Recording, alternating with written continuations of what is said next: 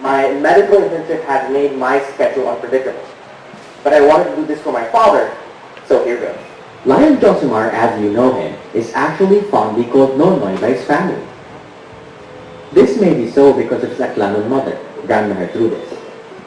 He's also an Ilocano, and the only Ilocano I know who does not speak Ilocano.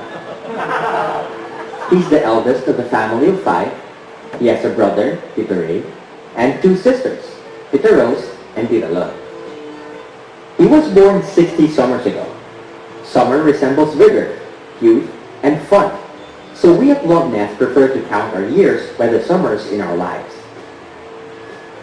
He is a merchant marine and have sailed the seas for 14 years before bringing down his sails to settle in Jensen.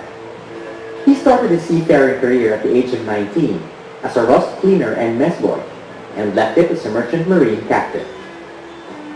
He's married to her mother, Elvie, whom you already know. These two are glued to each other's side. And I was born as their eldest of 2. My younger brother was born 5 years after, and we live in Love Nest. When they first baptized our house as Love Nest, we found it ridiculous. But as the years went by, the name became natural sounding. We also would not call it anything else. Love Nest is the state of our home and the promise. Father, he has not spanked us. But there is something in his stare which made us follow him. Back then when we were younger, we found those eyes really big. He had his own way of making us follow him. So when there is something he wants us to do, he will not force it, but he will keep on talking about it. He gives you articles to read why it is a good thing, provides you with what you need until you convert to his way of thinking. Growing up, he has made us do a lot of different things. Traveling to unconventional places, eating exotic foods, swimming, biking, taekwondo, arnis, and yes, running. Now, he has brought a good number of you into running as well. Congratulations and welcome to the running club. One of our family's motto is to keep on moving. Whatever it is, you need to sweat it out. He became a lawyer at the age of 41. This was what his father wanted him to be all along. But he got diverted to the seas. And in his words, masakatawa naman siguro kung nag-abogado ako, then sumakay sa barko. He has a tenacity and the passion to serve.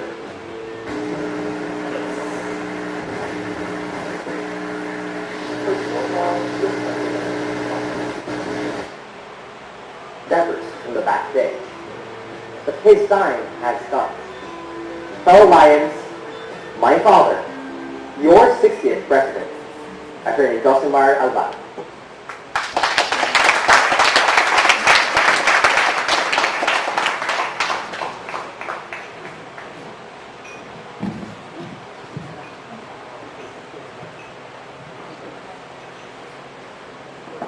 Amazing Lions, everyone.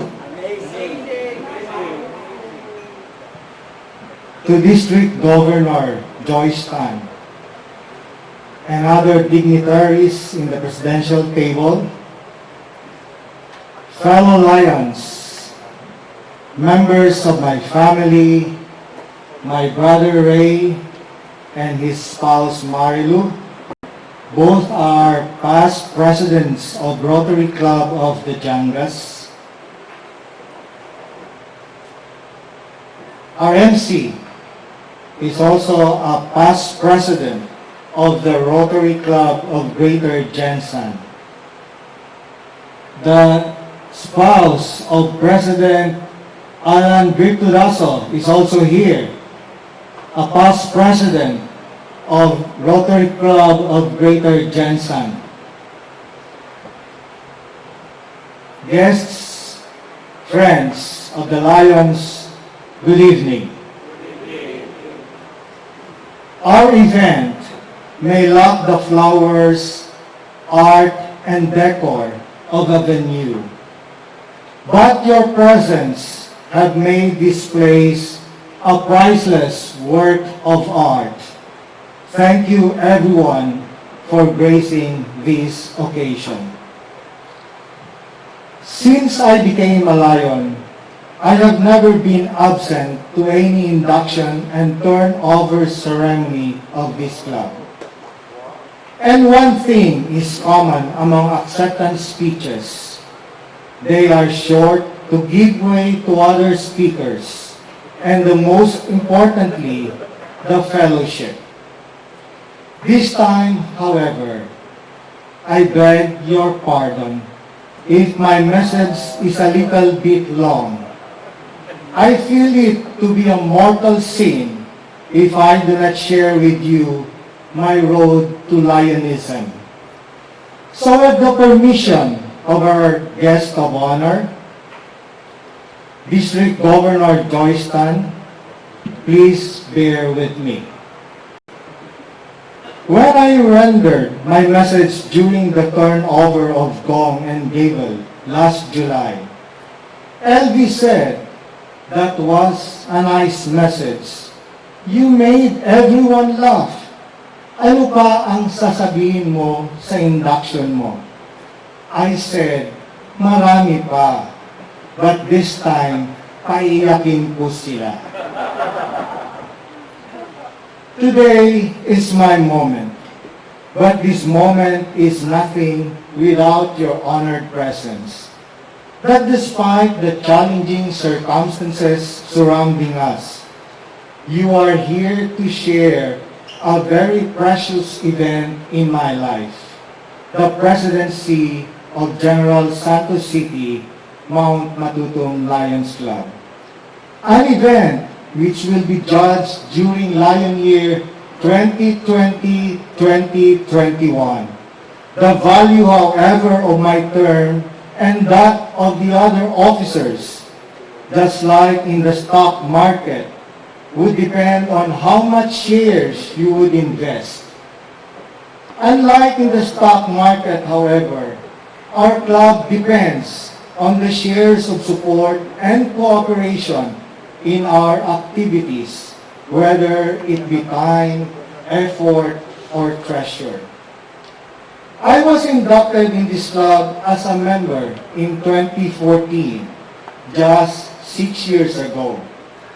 But my romantic interlude with this club started more than 20 years ago before my membership induction.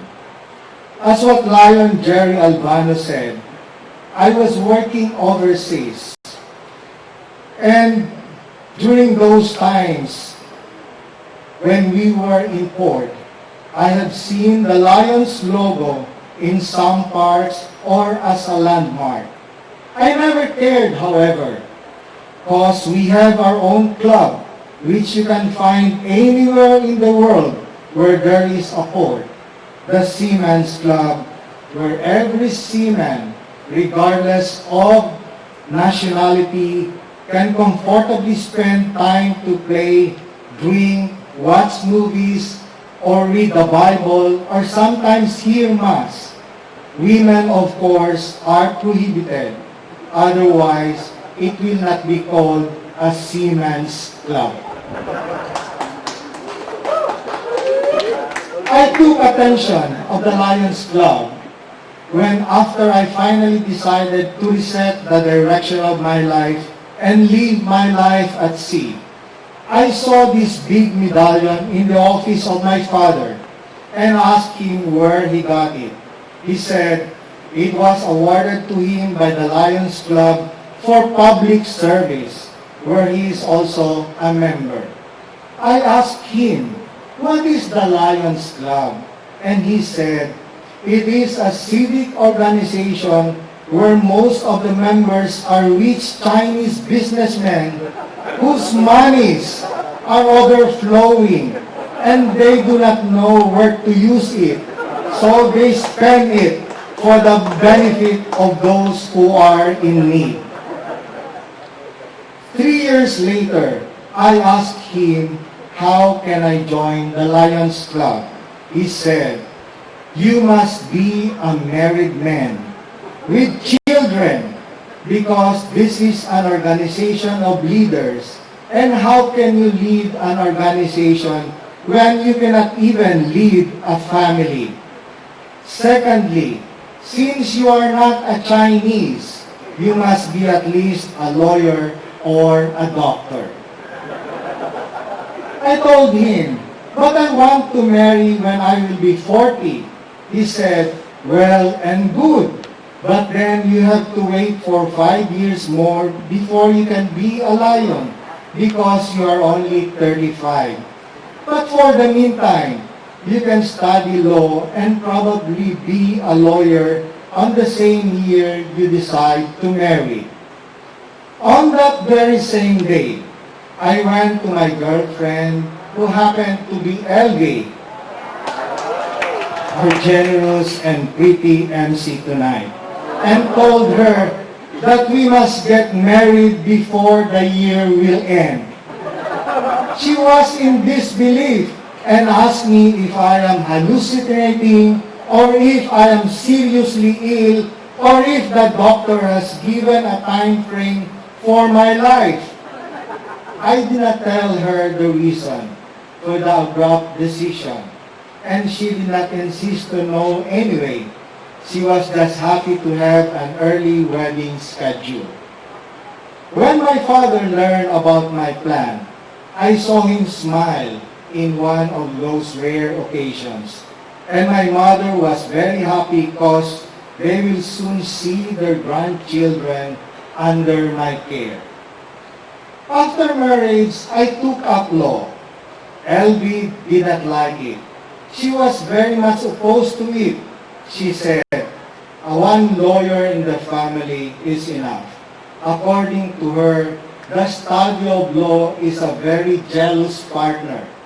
It demands an undivided attention. She said, nag-uumpisa pa lang tayo ng pamilya natin. Buntis ako at malapit ng mga anak. Ang dami nating utang na dapat bayaran sa pagpapagawa ng bahay. Presidente ka ng Holy Trinity College. Paano ka makapag-aral niyan? The following day, I went to my father and tendered my resignation. As usual, I did not see any expression in his face, but he asked me, why? I said, I want to be a lawyer and I want to be a lion. LB was shocked when she learned about my resignation. I told her I only resigned from my designation but not from my employment. But for the meantime, my attention will only be for you and the study of law. Paano mga utang natin? Sabi niya. Sabi ko, tutal, lawyer ka na. Ako naman ay nag-aaral pa. Ikaw na lang muna ang bahala sa mga utang natin. After the first semester of my law school, the results show that I failed in one subject. LB was so happy. She said, see, I told you so. That did not deter me from pursuing what I had started. Sabi ko, isang subject lang yan. She said, yan nga, isang subject lang yan, na non-bar subject pa. Hindi ka na makapasa sa isang non-bar subject, how much more for a bar subject? Whenever I see my wife, I became more committed. Her challenge was an inspiration. And whenever I remember the lion medallion of my father, I became more determined. Finally, despite all the adversities facing law school, I graduated. During the review, LB asked me, can you see the plate number of the tricycle? Can you tell me what particular law can you associate that number? I said, I cannot. Then another tricycle passed by, and another, and I had the same answer. I cannot associate it with a law provision. She said, you will fail the bar examination. I did not argue because she can even remember the page number of the book where the particular provision of the law can be found. But you know, a wife is a wife. May sinumpaan kayo sa altar, in failures or success, for better or for worse, in sickness or in health, dapat magkasama kayo. So maski na sa kanyang paniwala, sayang lang na mag-review ako. She tape recorded more than 1,000 provisions of law, all of which I have to repeatedly listen when I am sleeping. Because when I am awake, I have to read, not listen. During the bar review in UP Law, Davao, my batchmates would grab a hamburger, a bowl of special pancit, spaghetti, sandwiches, or other expensive food during snack time, while I was just contentedly eating skyflakes while walking along the corridor. They would taunt me and say, dapat masustansyang pagkain ang ipasok sa katawan para pumasok sa utak natin ang mga lessons. I would reason out, nahiya kasi ako kay LV. Ang dami niyang binabayarang utang namin. And they would say, paano kang papasa sa bar niya?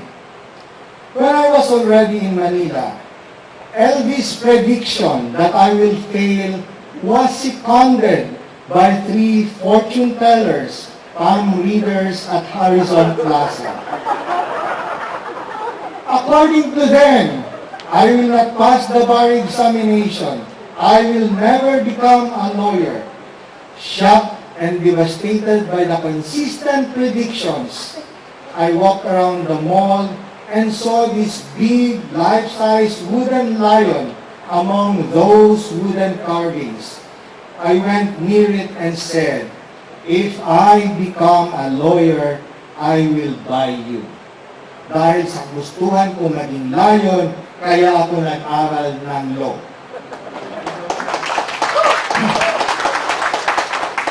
I went to church and prayed hard. I always prayed since I was a child. But this time, I prayed in a style which I have never done before. I seriously prayed this time. God, please help me prove that LV and those fortune tellers are wrong. Wala na akong mapuntang iba para magsabi sa akin na ako ay magiging abogado. Ikaw na lang talaga ang pag-asa ko. Tulungan po ninyo ako. During the first Sunday of the bar exams, I excitedly called my wife and said, Sweetheart, ang dali-dali ng bar exams. Hindi ako nagdalawang isip sa aking pagsagot at parang may tumutulong sa akin sa pagsusulat. Walang erasures ang mga sagot ko. Pero sa ating dalawa lang yan, ha? Kasi baka isipin nila na mayabang ako. LV said, talaga. Kasi lahat ng nagsasabi na madali ang bar exams, bumabagsak. When I was back in my room, I knelt and prayed, Lord, narinig po ba ninyo ang sabi ni LV? Pinapangunahan na naman kayo. Kailangan talaga, Lord, na tulungan ninyo akong pumasa. Kailangan po patunayan ninyo sa Kanya, Lord, na kayo lang ang nakakaalam kung ano ang mangyayari sa hinaharap. Kailangan po, Lord, na turuan ninyo siya ng leksyon na hindi niya pwedeng hulaan ang kinabukasan ko. Kayo lang po ang may karapatan, Lord. 6 months later, results of the bar exam came out. The Lord answered my prayer and proved them wrong. I was the only one who passed the bar among our batchmates. There were 5 of us who passed that year from our law school. but two of them were repeaters and the other two graduated together with us, but they were not my batchmates when we started our first year. When I was in Manila to take my oath, I had to fulfill a promise to myself to buy the life-size lion which I promised to buy if I passed the bar exams. Unfortunately, it was already gone. But the store owner told me that there is a similar figure in Baguio City. We went there and brought it. A promise is a promise. It has to be fulfilled. The lion became a centerpiece of our sala since 2001. In fact, kasama ko siya dito sa venue. It is a part of my becoming a lion. The lion is there, fiercely guarding my standing. For my batchmates who did not make it, they learned some lessons. Mas masustansya at nakakatulong sa pag-iisip ang skyflakes kaysa sa hamburger at pansit. They said that when they will review again, they will also eat skyflakes. After I took the oath, I told my father that I already possess all the qualifications to be a member of the Lions Club. He said, membership is by invitation only. So you must wait for that invitation. So I said, why not invite me then? He said, I am no longer a member. So just wait. I said, so tell your friends to invite me. He said, all his friends in the Lions Club are all dead.